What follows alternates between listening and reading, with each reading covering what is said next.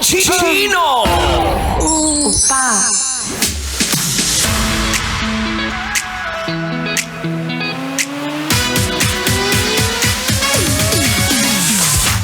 Nagbabalik na ang selosong DJ na kapag nilipat mo ang radyo ay sinasabi ko sa'yo, magtotoyo ako. Uy, tinutopak ako kapag nagsiselos ako. Pero minsan cute naman. At minsan yung selos ko naman ay nasa lugar. Sino ba namang radio DJ ang gustong ilipat ang radyo ng istasyon niya, di ba? Dapat kung inumpisa mo dito ng umaga, tapusin mo hanggang gabi, 90.7 Lab Radio Manila. Okay?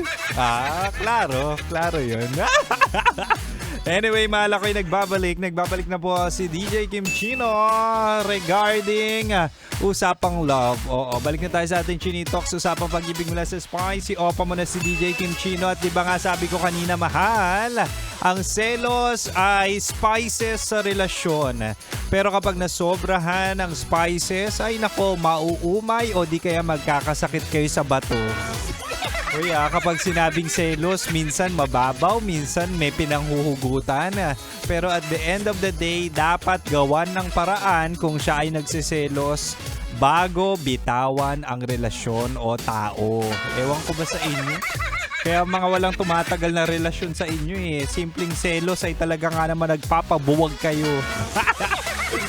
Anyway, balik na tayo. Sabi ko kanina, Mali, bibigay ko ang 3 paraan paano i-handle ang selos. Alam ko yan. Sabi ko nga kanina, kaya kong i-manage o i-handle ang selos ko nung ako'y may relasyon pa dun sa ex ko. Pero nung third party na ang usapan, hindi ko na na-handle.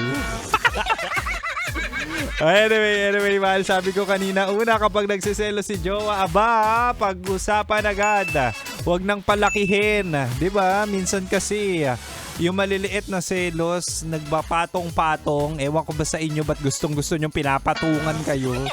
Hindi yung selos. Kapag nagpatong-patong yung maliliit na selos, definitely at hindi na pag-usapan, nagiging cause ng inyong breakup. Kaya ang mga relasyon nyo ay talaga nga namang hindi nagtatagal. Diba? Pag-usapan nyo na agad para magkaintindihan at kung ano yung root cause ng selos. Tapos gawan ng paraan or action plan para hindi na maulit. Mga tao ngayon nagso-sorry. Ang galing mag-sorry, madaling mag-sorry, pero ginagawa naman ulit yung mga kasalanan, di ba?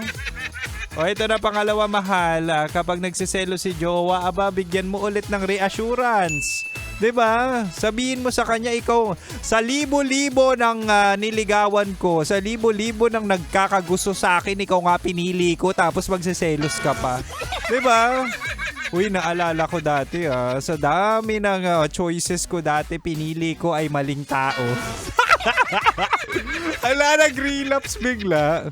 Uy, minsan kung sino pa yung red flag, kung sino pa yung alam nating lolokohin tayo, yun pa ang binibigyan natin ng chances.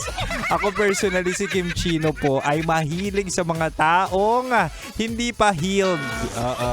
Yung mga broken, yung mga may problema sa pag-iisip, yung mga may problema sa ugali. Kasi ako naniniwala ako na si DJ Kim Chino ay kayang magkumpune. Kaya kong pagalingin, kaya kong gamutin ang mga ugali ng mga taong nagugustuhan ko o red flag. Pero sa bandang huli, ako'y nagkakamali. DJ pala talaga ako, hindi doktor. DJ pala talaga ako, hindi karpentero.